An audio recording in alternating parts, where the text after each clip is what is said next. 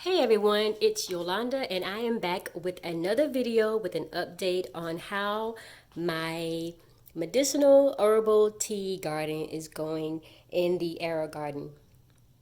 If this is your first time watching this video, know that I started this gardening a few weeks ago because not only do I love tea, but I am a serious allergy and sinus sufferer. So I was growing some herbs to kind of help build my immune system, help with some of these sinus and allergy symptoms I be having, especially during the summer months. They are a lot worse in the summer than they are in the winter.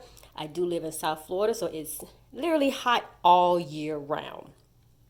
Let's check out what's going on here. So if you can see, my lemon balm has definitely sprouted and I had to take the dome off because it reached the top, and that is the one of the things they tell you in the packet is to take off the dome when the leaves reach the top of the dome. So I took it off, so it's doing really well. And I actually touched it the other day and it smells so good. And if we pull it up, we can see we have a nice little root system going here.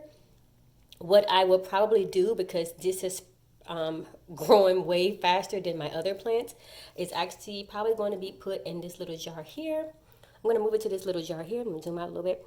Move to this little jar here and do the crack key method on it and still keep it next to the light so it can grow even bigger. But it's going to overpower, it's going to overtake this whole thing if I leave it in here with the rest of everything else that's growing a little slower. So I'm not going to leave it in here. The Marigold, I think that's a womp womp. Not sure if it's because the seeds that I use were from another plant. If I had them upside down, I'm not sure, but I'm gonna give it another week, and if they don't sprout anything, I'm just gonna take it out and we'll be done with that one. Chamomile, let's look at it like this. Chamomile is starting to reach the top here. I think I may take this dome off because it's actually pretty high up here. So I think I'm gonna take this dome off and leave it off. But there's my chamomile. I was not thinking that this plant was gonna look like this. I'm not sure what I thought it was gonna look like, but it's green, it's growing, I'm happy. Moving on to the Echinacea, aka purple coneflower. This plant here is going to get way bigger than this arrow garden can hold. So it's definitely going to have to be moved when it gets a little bigger. But for now, let's take the dome off so we can see. And we got leaves sprouted out here. Got some stuff coming up. And if we look at the root system, where are there no roots? Oh, there they are. They're on this side. There they are. We got a couple of roots. All right. Looks like everything is progressing nicely. So we're going to put that back on there because that hasn't quite reached the top yet. Although this leaf right here is hanging off the side. It'll figure it out. But everything's good. I don't have a light on that's telling me I'm missing anything or lacking anything. We got plenty of water in here. Look on the side here. We got plenty of water in here. So we're good. Just going to check the root system on the chamomile. And we should have a couple of roots here because we got one.